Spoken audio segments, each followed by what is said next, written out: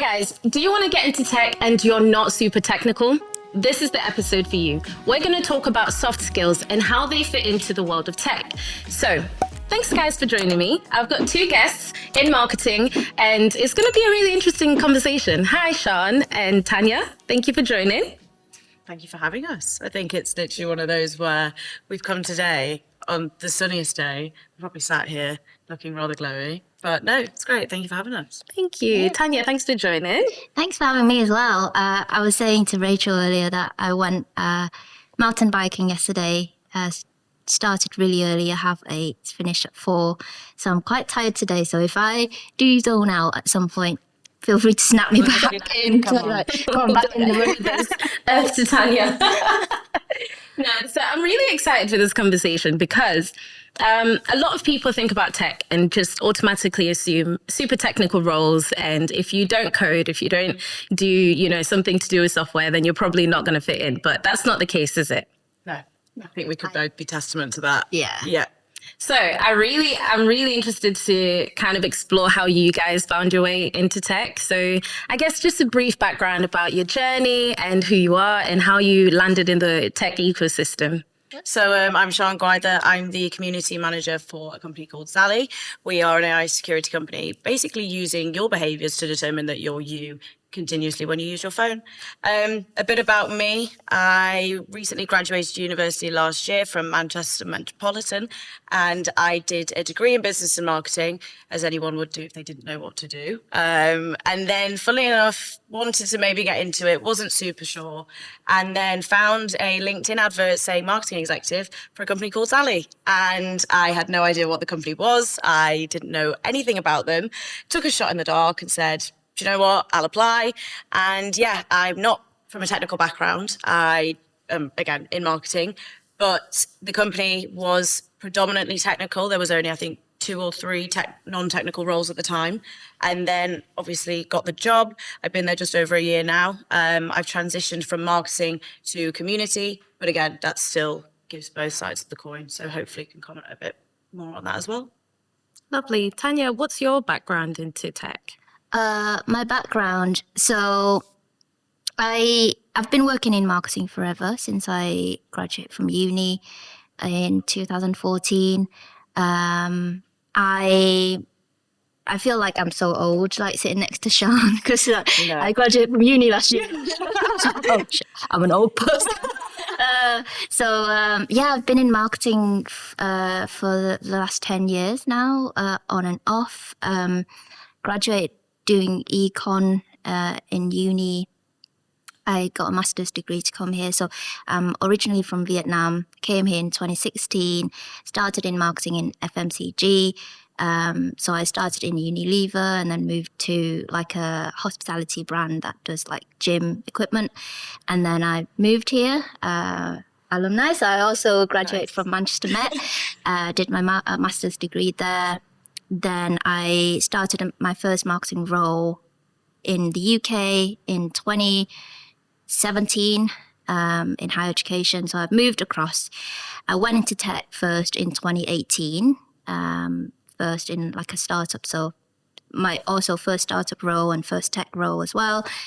And that's when I found my passion for tech and startups. And I've been there ever since. I'm obsessed. Yeah. Oh, I love that. So that's quite different journeys into that's tech. Yeah. Both sides, so it's good. Yeah, so I'm quite interested to hear how you guys initially felt, like just going into a technical kind of environment, right? So you're non-tech people and you're in an environment where there's jargon being thrown around that's super technical. How did you feel about that? Were you overwhelmed, or did you kind of just take it in your stride and learned as you went along? I think you're always learning as you go along. I suppose you can testament to that as well. Like for me, I always knew I wanted to learn more. So everyone says it and it's really cliche, like being that sponge. I was the only female in the company as well. So it was quite, throw yourself in at the deep end and see what happens. And like you say, then you've got all these people saying all these words. And it was just one of those where you're just kind of accepting it rather than resisting it. And I think that for me was the kind of mentality to stick with. And it really resonated in the sense that people can't expect you to know everything, but at least you could try. And again, for my age, I was with people that were 50 years old, you know, C-suites that have all this experience, but we're on the same level now. And I was like, if I don't think I can be in this room, then I shouldn't be in the room. So every time someone said a word, I was like, can you just run me by that? Like, tell me what it is. And again, repetition was key. So it was like, the more I put myself in those uncomfortable situations, the quicker I learn. And then it was like, again, you can then feed that to someone else that might not know that word. I don't still know everything, obviously, but it's a really good thing to kind of just almost like shock exposure of being like, I don't know this word, but I want to learn more. Let me go and read about it for half an hour and I'll come back and we can talk about it. Just getting as much from as many people as possible really, really helped. I think it might seem overwhelming to some people to think like, I don't really know anything about tech, going into tech. But actually, you know more things about marketing than the people in tech know about marketing as well. So it's like a two-way thing. They also learn from you and benefit from your skill sets, the same way you benefit from theirs. I think in terms of jargons, being a non-tech person also helps because you understand the layman's point of view. Because what you're trying to do is you're trying to also make that tech thing understandable to lay people. And I think that is something that's really needed in the tech world. I think in my kind of 10 years career or like 5-6 years career in tech, what I've seen is a lot of tech CEOs or product or tech devs people tend to want to throw as many jargons in what they communicate about the thing that they're working on as possible. Because that's the world they live day to day, but it's important for you to make that, you know, relatable, you know, as easy to understand as possible for the people who don't live in that world. So yeah, I think. So Tanya, I know you've been in the industry for a bit longer as a marketer as well for a while. So could you give us a description of what marketing is? What is that day to day? What is it in terms of theoretically, what's marketing if somebody wants to go into it? And what do you do on a day to day basis that you found over the course of your career? Day to day varies, but I think marketing is a very vague term. But I think there's a lot of like perceptions or conceptions about marketing by outsiders as well. I think for me, marketing is basically making the product as, you know, attractive, as appealing to the people who experiencing the problems and the pains that that product can solve. That's the role of marketing. Doesn't matter what you do within that realm to make that product as appealing as possible. As long as you make that the goal, then whatever you do will be within marketing. So for me, the day-to-day is like, I work a lot on the go-to-market strategy. So the go-to-market strategy can kind of cover from anything from like pricing, product positioning to like ideal customer profile research in order to understand who exactly experiencing the pains, and then where they hang out and things like that, but also to promotion and communication. So how do you take that product positioning messaging, you know, through whatever channels it is to reach those people? And then a lot of what I do is just working with people, so people over process. So in a startup, you work with head of engineering or chief technology officer, you work with head of sales, head of customer success, and the CEO as well. So a lot of that is trying to get those people buy-in into whatever you do as well. So that's kind of like encompasses marketing for me, I think. Okay. Yeah.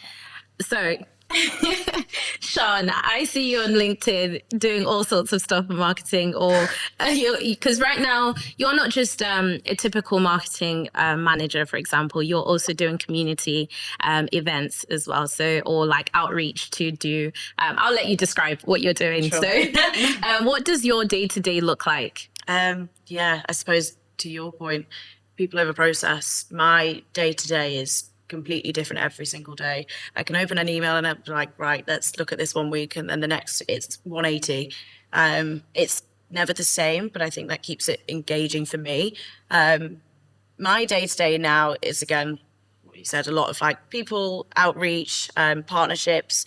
We're currently pre-revenue and we're just in a brand awareness phase still currently. So it's really good for us to kind of, as we said, go on LinkedIn and be as crazy as possible, run around with these flamingo hats on our heads and shout and rave about what we do. But especially with the company, I mean, we're bright pink. It's one of those tech companies that kind of just pushes the mold a little bit. Everything we do is being bold and being brave. I think I carry that with me in my day-to-day as well, because sometimes, you know, as you said, you're in a room with C-suites and people who might feel that they're above you in external companies, which is completely fine. But it's just putting yourself out there enough for people to say, wow, I do respect you. And it's that storytelling element, whether that be in a meeting or in a social post or in an event we're running. We're always trying to sell that story rather than the product. And we don't even have a product really at the minute. So it is literally just getting people to buy in, join us on this journey. And obviously that community aspect is 100% bigger this year than the previous year. It's growing in not just tech. I think you can say community is huge in every industry now. And we just want to take as many people on that journey with us as possible. And I think that's a really, really good strategic way to do it. I hope that kind of answers that question a little bit more. It does. I think it's really, really interesting, actually, that you really put yourself out there, because I've noticed your efforts from every time I go on LinkedIn. That's a good thing. When people say, I've noticed it, I'm like, it's not like people go, oh, scroll past that. No, I really do notice it. And it does make you stop, like, especially when I saw you in the flamingo. I was like, okay, that's... Yeah, bring the outfit, get the microphone. Exactly. So I think what you're doing is very effective. So I absolutely will mirror some of that as well in my marketing as well. We'll all get some. We'll all go around the streets of Manchester. You'll see us all. Yeah, it's hard for people to ignore you if they can't help but look at you, right? This is the thing. It's like making people stop and talk to you. I mean, Exactly. We go down Market Street and we've been to different places, and the amount of people that just come up to you and they're like, what are you doing? And you're like, you know what? I don't know sometimes, but you've come to talk to me, so let's have a chat. It works. Cool. So what key skills have you guys developed in order for you to be effective in marketing? And do you have anything, I think you've already told us some of the tactics you're using. So Tanya, do you have anything in particular that you can pinpoint that has been a particular success within your strategies as well? Yeah, I think the skills, I think the two that I think are the most useful to me, like on a day-to-day basis. One is product marketing. So knowing exactly who is it that you're targeting, who is it that you product solving the issues for, the pains for, and then how to position your product in a way that is disruptive, is different, is it's relatable, it's to the point, to them, easy for them to understand and comprehend. That's kind of like the most effective skill that you can have in tech.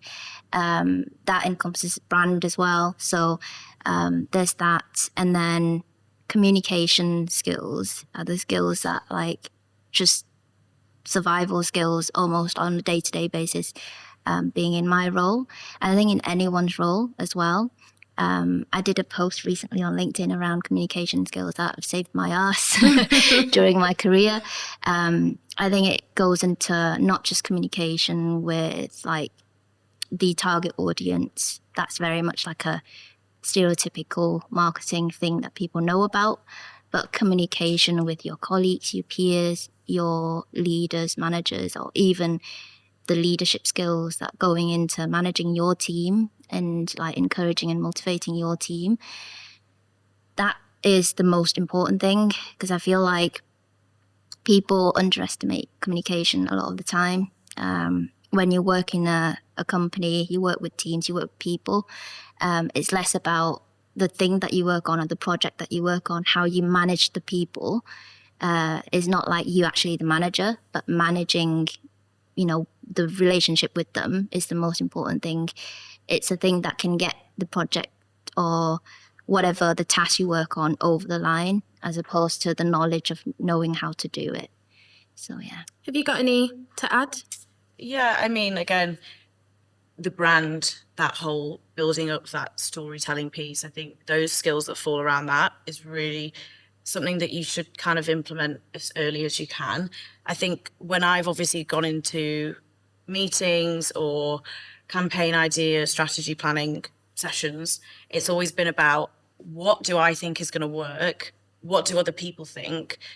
What's the quickest way that this can come together in the most effective way possible, that we're not just having a meeting for the sake of having a meeting, and then being able to just action that. I think working in a startup straight out of university, it was a really good way for me to kind of just cut the faff, if you like. I think I'm quite like a black and white person, and I love things to happen now, which is a really good thing, but sometimes I need to be pulled back. So then having people that balance that's really good as well. But at the same time, if I worked in maybe a larger corporate where things were a lot more routine, you have to go through 20 people to get something actioned rather than just me and the person sat in the meeting. It's about taking that and just, if you can run with it, run with it. We've saved so much time by being that kind of just like agile workforce, because there's only a small number of us compared to all these people. But the campaigns that we've produced and the budgets we've had and the amount of time that we've had, it's a testament to just that agile working. So I think our brand as a whole is very agile, so my skills fall under that as well. So I think if you've got that kind of mindset where you can just get something and go, that's really valuable for employers as well. I think I want to add to that as well, is there's a principle that our team as a whole, marketing team and like the wider go-to-market team as well, operate on, is the lean maximization. So in a startup, lean encompasses like, what is it that you can deliver, like just deliverables. Outputs leads to outcome. As much you can deliver, the more you can deliver, the more outcome you'll be able to get. So, but in a startup, you have lean resources, little budgets, less people. How do you deliver as much as possible with the leanest budget resources possible? But that also encompasses purposefulness as well. So whatever you deliver has to have a purpose. So it has to suit an agenda. It has to do something for a particular reason.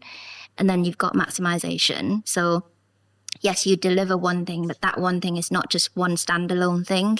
It has to serves many purposes. It has to be able to be repurposed, recycled, reused, evergreen if possible. So that's kind of the principle that we operate on. So an example that we do is like our own company podcast is only a monthly episode podcast. But what we use is, we don't really care much about the listenership.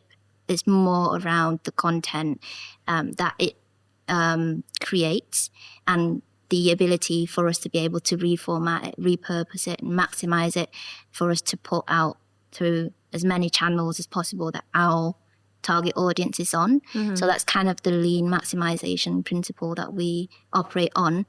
And every time we think of a campaign, we always use that as a principle. So we're not just in a room thinking of like random ideas. We always think about, right, what we currently have. What is the objective? Can we reuse any of the things that we've already done in order to form something coherent, and add a bit of layer of creativity on top of it? Or does it have to be a completely new thing?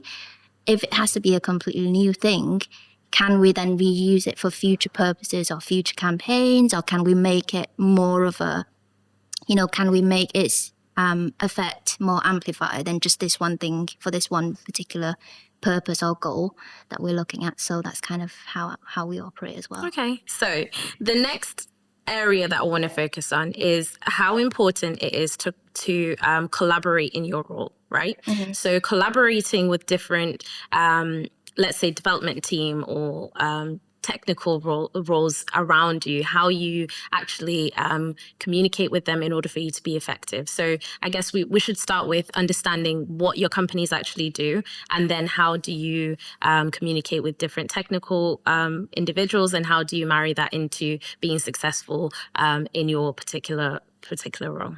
So I work for Partful. Partful is a truly interactive exploded 3D parts catalog platform for original equipment manufacturers. So that's kind of the description of it, one-liner.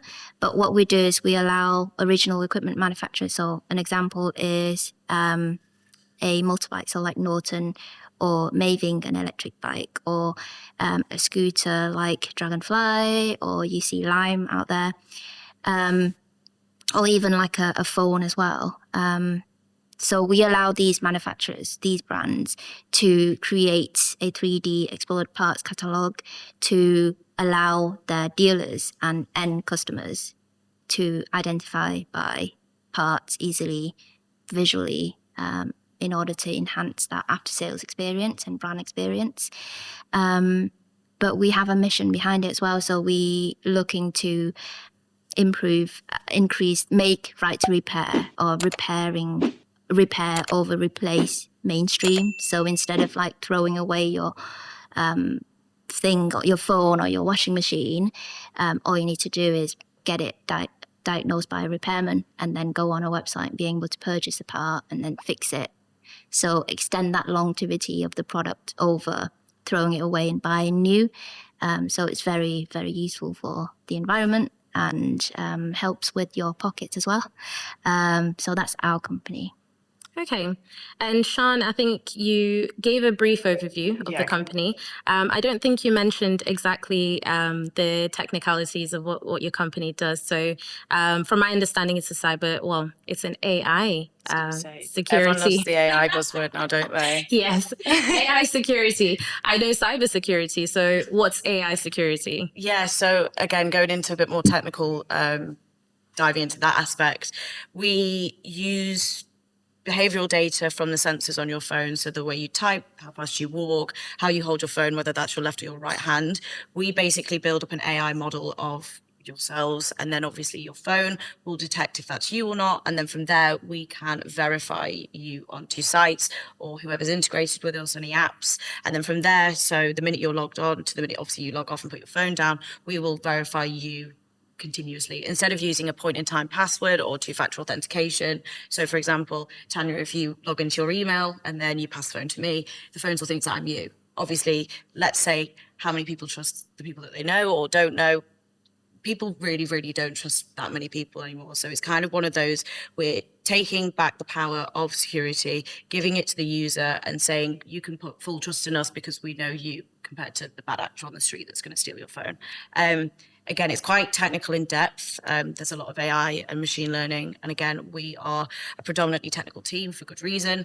But again, in your point in cross collaboration, I've been in a fortunate enough position where I've been able to work really closely with those people that are technical. So for example, our chief AI officer, our CTO, all these people that are really probably out of touch in larger corporations, I've been able to see them doing it, see the graphs from when someone takes the phone from me, and then I can see when I take it back, it instantly detects it.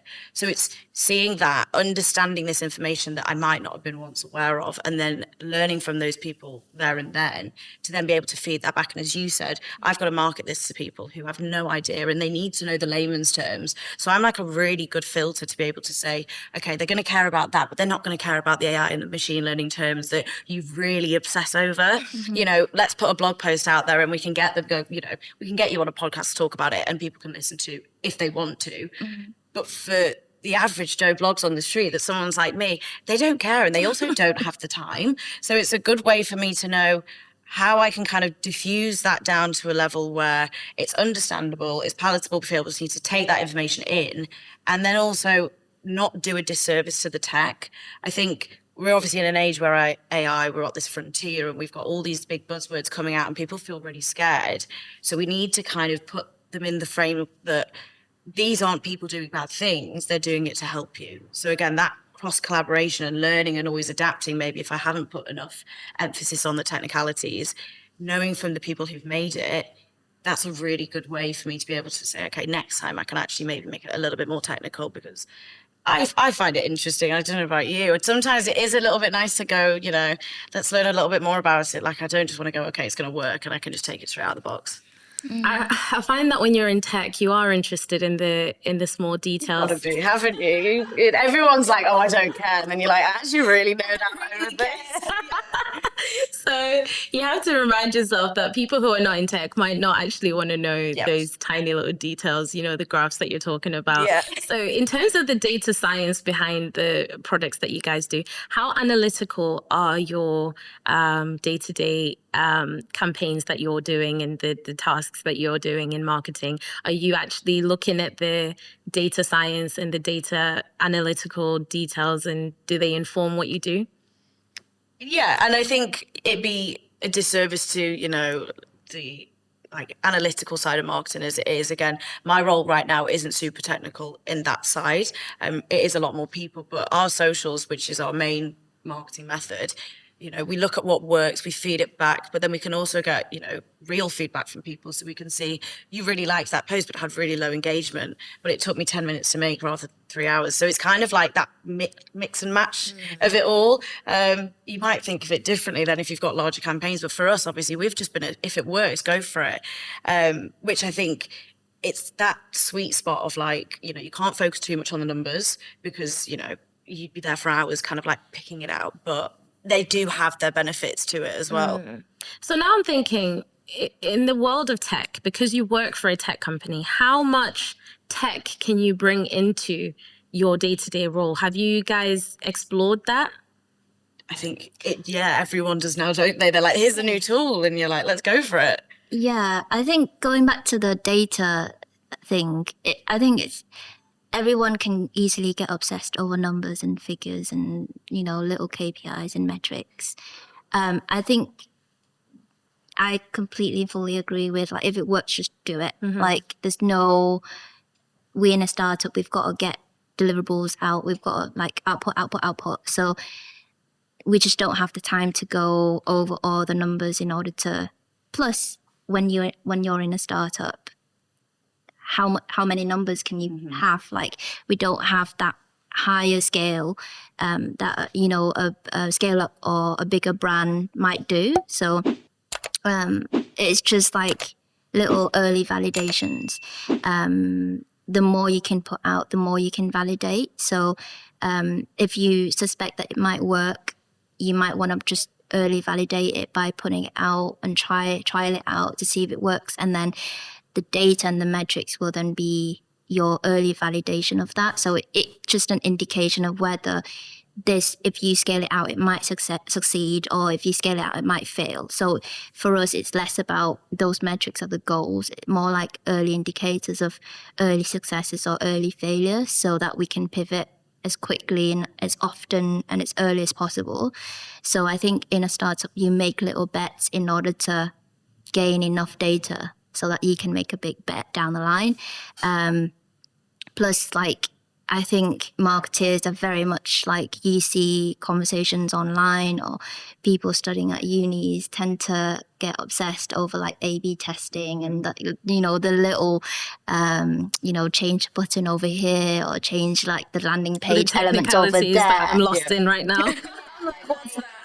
Yeah, what is that? But like, people get obsessed over that and forget about whether those things are appropriate for you at this stage. Yeah. So I spoke to my team so many times over the last like months and weeks.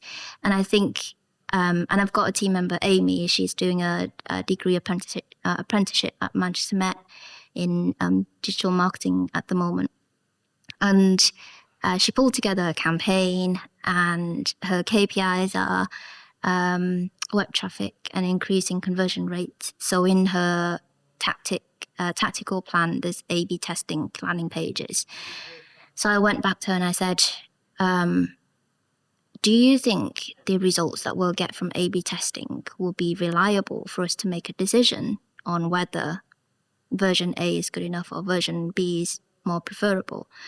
And she was like, what do you mean by that? It's like, A/B testing only works and the results are only reliable and they only worth focusing on if you have hundreds of thousands of visitors going to your website, and you can test by running a really minor campaign and A/B test 2 different landing pages or little elements on the landing page versions, we have like not that many visitors a month. Like, you're not going to be able to run an A/B test effectively. It's just research ethics. So right now, what we're trying to do at this stage is understanding our product positioning, understanding which is that, perfect channel that we can go on and outreach to our customers. Those are the big things that we've got to worry about over the A/B testing. So it's like, yes, metrics are good, but metrics are only complementary. They're only certain like early indicators of maybe you might want to do that later on, or you might not want to do that. You might want to stop that now. But yeah, I agree with Sian. It's very much like, if you think that might work, do it. And then based on certain metrics, then it might indicate that. So from what I'm hearing, you don't have any special tools as a tech marketing expert. None. I wish there was like a little like toolbox where it was like, this will work, this will make you viral, but it literally is like you say, it's like fail fast. Like, you just got to get on with it. So don't you think it would be useful in the future if maybe tech companies work together with the different departments to make their roles a bit more informed and a bit more technical, or tech using, for example, AI and things like that to make your work a lot easier, I guess, is where I'm going, or some kind of tools that make your life a whole lot easier compared to working for a traditional other company that's non-technical. Yeah. That'd be the dream. I think I like half agree and disagree with that. Okay. And the reason is because even though you think marketing in tech might be more technically sophisticated, but that's not completely true, because marketing is marketing anywhere. You might find that marketing departments at an FMCG like Unilever might be more technically equipped than marketing for a tech startup. It's just, the reason is because in that context, you need a lot more tools in order to handle the large amount of data that you're processing on a day-to-day basis, as opposed to a tech startup. I think in a startup, it's more around still like understanding people. Even though it's a tech environment, you need to understand the people. You need to understand the problem, the solution statement, in order to make that stage of marketing effective, as opposed to using tools. So I think, yes, people are scrappily using AI or whatever in order to make their role more effective and efficient. But the tools are only tools if they are there for a purpose. If you're using them for a purpose, you just don't use tools for the novelty of it. Yeah, because it'll probably make your job a whole lot harder. Like, you've got a little bit of data to review and you're popping it in a tool, and it's like, what's the point? You end up getting more confused. Yeah, exactly. So, okay, I want to round up on advice that you'd give yourself. Having the soft skills, having different skills compared to technical people within tech, within a tech company, within the tech ecosystem. What would you advise yourself if you were to go in from the beginning? If you were to pivot into either B2C marketing role or a B2B marketing role within a tech company, are there any tips that you'd give yourself to be successful? Yeah, I think one tip that I've always kind of like thought of, this applies to any role, this isn't even just tech now, but it was like, my dad's always been like, try and find a job that doesn't feel like a job, and you'll never feel like you're working a day in your life. I mean, I am only 23, so I really can't comment like I've been working for 40 years. But this past year has literally been one of those where you're like, you know what, that's been really fun. And obviously, again, working in startups, you've got that kind of like, you turn up and it's like, right, we're going to buy the big flamingo today, or we're going to go and run around with cardboard on the street. And it's like things like that that make you tick. Put time and effort into it, because you won't even have to sit there and get your laptop out of the morning and be like, oh, I'm really hating this, because you'll want to do it. And I think that, for me, with marketing is the biggest thing, and it shows through. Obviously, we're people facing. We're always talking to people at events, with team members, anyone. We are the people that represent that company. So if we can sit there and be like, I can sell you this any day of the week. If you called me up at midnight on a Thursday, I'd tell you exactly why you should not just buy into it, but buy into us. Because as you said, the people come first in a startup. I mean, any company, it does, but if you're going to go into that role where it is a technical field with B2B or B2C marketing, it might not seem like a traditional marketing style, but there's so many different elements to it that you can pick out what really, really makes you tick. And I think, as you said, if you don't like something or whatever, pivot. But hopefully you can find out what really engages you and interests you enough that you're just doing it out of passion. You're not doing it just for the sake of having a job. So I think if you're looking to get into the tech industry, don't be put off that it's technical, because look at us, we're not in a technical role, but we can be an advocate for tech. And I think when you've got this industry that's growing at the rate it is, why would you not want to get into tech? And I think marketing's that really nice sweet spot where you can kind of get the best of both worlds and not just be sat in the office at your desk on a computer. Yeah, I think that's very philosophical. I like that. And I think that's kind of like the first question you've got to ask yourself. Do you even like going into tech marketing? If you're just going in because it's a trend, or you feel like, oh, it might be highly rewarding role or highly rewarding career, or you just like the novelty of it, then you might need to reassess. But either tech or any other product, you've got to like the product before you decide to want to market the product. Even though you're an untechnical person, you can go into any tech company, but you've got to like the product. So like, I completely agree with Sian. So if you can pick up the phone and sell that product, but you don't want to do sales, maybe marketing is the trajectory for you. So you've got to be able to sell it, so before you can market it. So yes, even though you don't need to understand the technicality behind like every line of code, but if you can understand how that product solves a problem in the world for the people that this product is going to solve the problem for, then maybe that's the job for you. So I love that. So I was going to ask what your favorite career advice was, but you've kind of merged that Sorry, question. I completely jumped the gun. Go back, we'll do it again. That's fine. So I guess you've merged that, but what's your favorite career advice, Tanya? I think I'm not sure if this is word for word, but my previous boss, Ruth, I'm going to mention her name here today, and she's my friend, my dearest friend.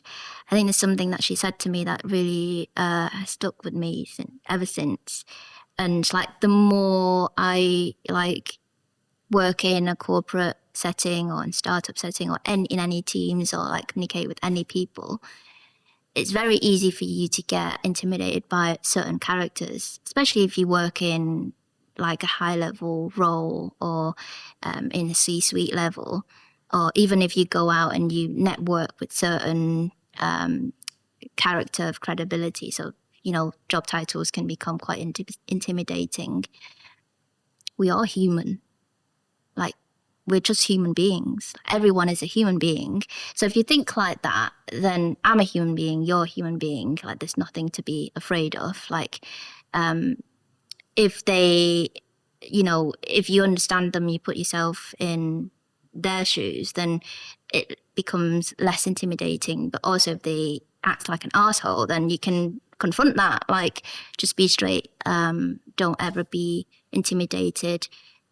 Be ready to say no, things like that. So when you enter a room and you sit down with a certain CEO or a COO or a director, whatever, especially for like juniors in their careers, as they move up and trying to move up in their corporate ladder, it's so easy to get intimidated by different bosses and different characters, strong characters in the room. Just think of them like as human beings. They're just human beings like you. I think to that point as well, it's like you're in that room for a reason. So if you don't believe that you should be there, then you shouldn't be there, because why would you not want to back yourself? Like, at the end of the day, you're going to be faced with no, like that's, a given. But if you can shut it down by just having that kind of like positive outlook instead of just going into things with that negative outlook, it shines through. And I think especially in those kind of like roles where things can get a little bit tense, especially in like a startup, like you've got that kind of like up and down volatility. If you can kind of just be resilient and just be that person where it's like, you know what, I'm fine. And as long as I'm fine, that's all I need to worry about. Like, if someone's going to try and bash you down, because as you said, they will, you don't have that to worry about now, because you know that that's going to just be a given. Again, sometimes it's harder to say and do it, But I think if you can just practice that, it just becomes so easy by the end of it. I love that. Thanks, guys, for joining me today. I've really enjoyed our chat, and I think making it really accessible to people in terms of technical roles and things like that is really, really important, because it allows people to actually see a reality that might not be something that they think is possible, right? So yeah, it's really exciting. Thanks, guys, for joining. So I'm going to link their connections below. Where do we find you guys? You can find me. You can write it down, but it's Sian Gwyther on LinkedIn. Try and spell it. I don't know. But also follow Zali on LinkedIn and Instagram as well. You can see the pink flamingos. We'll send you some maybe. You guys have to follow. You need to see that. Tanya, where do we find you? So you can find me as Tanya Tran on LinkedIn, or you can follow Partful. We recently ran a campaign on May 4th this year. So we did an R2D2 exploded model, which was really fun. So do follow Partful on LinkedIn as well. We've got a podcast there. We're looking to launch our new Partful 2.0 products this November. So do keep an eye out. Thanks, guys. Thanks, guys, for joining today. It's been really good having a chat here and seeing the soft skills in tech. I hope you found that useful. If you did, please comment, like, subscribe, and share. I'll see you in the next one.